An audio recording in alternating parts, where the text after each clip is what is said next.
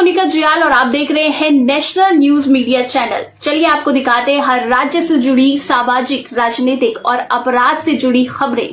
कुमाऊं के लालकुआं जंक्शन से प्रयागराज साप्ताहिक ट्रेन का नैनीताल लोकसभा क्षेत्र के सांसद अजय भट्ट और लालकुआं विधायक डॉक्टर मोहन सिंह बिष्ट ने विधिवत रूप से ट्रेन को हरी झंडी दिखाकर रवाना किया। देवभूमि उत्तराखंड के धार्मिक स्थलों के लिए धार्मिक नगरी प्रयागराज से सीधी ट्रेन का संचालन होने से पर्यटकों के साथ ही हजारों श्रद्धालुओं को भी लाभ मिलेगा। इस दौरान सांसद अजय भट्ट ने कहा कि महाकुंभ के दौरान रेल मंत्री से मिलकर लालकुआं से प्रयागराज ट्रेन शुरू किए जाने की मांग की गई थी, जिसके बाद आज से साप्ताहिक ट्रेन लालकुआं से प्रयागराज शुरू की गई है, जिसमें आज पहले दिन 152 यात्री यात्रा कर रहे हैं। यदि यात्रियों की भीड़ रही तो इस ट्रेन को नियमित रूप से चलाने पर भी विचार किया जाएगा।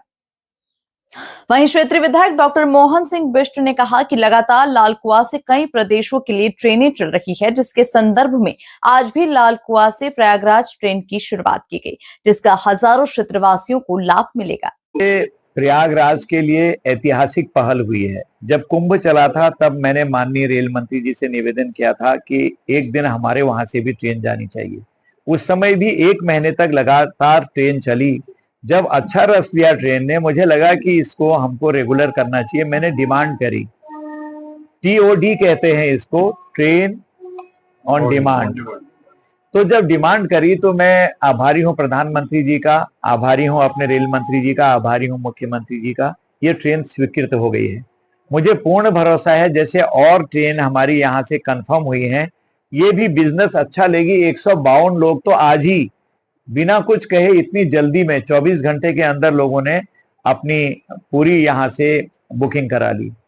तो एक लंबा है, बरेली, बहेड़ी, किच्छा, बदायूं, इस तरह से लंबा सफर है इसका कानपुर तक का।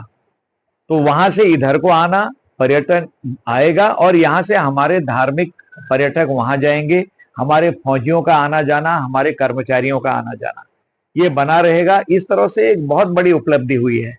जैसे देखिए, निश्चित रूप से जो है, अगर आप देखें कि अगर विगत 1 वर्ष में हम देखें तो लगभग 15 से ज्यादा नई ट्रेनों का संचालन लालकुआं से शुरू हो गया है इस 1 वर्ष के कार्यकाल में। और सब बहुत ही द्रुत गति से चलने वाली ट्रेनें और बहुत अच्छी ट्रेनें विभिन्न शहरों के लिए, वो चाहे व्यापारी वर्ग के लोग हों, चाहे हमारे आम जनमानस के लोग हों, चाहे हमारे श्रद्धालु हों और चाहे हमारे पर्यटक हों, उन सबको इन ट्रेनों से बहुत लाभ मिलने वाला है। और इसी के साथ साथ जो है जयकर लालकुआं की अगर हम बात कहें तो लालकुआं रेलवे स्टेशन का तो कायाकल्प एक तरह से हो रहा है।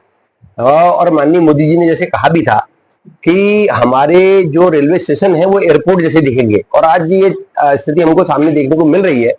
और लगातार नई ट्रेनों का संचालन, नई नई सुविधाएं लालकुआं स्टेशन में अगर आप देखें, स्वचालित सीढ़ियों से लेकर और तमाम जो है नए प्लेटफॉर्म्स का निर्माण हो रहा है, नए रूम्स का निर्माण हो रहा है और अत्याधुनिक सुविधाएं यहाँ पर हो रही है। तो मुझे लगता है कि आने वाले समय में जो ट्रेन से सफर करने वाले लोग हैं उनकी संख्या में बहुत तेजी से बढ़ोतरी होगी और नए नए दिशाओं के लिए और ट्रेनें यहाँ से संचालन होगा।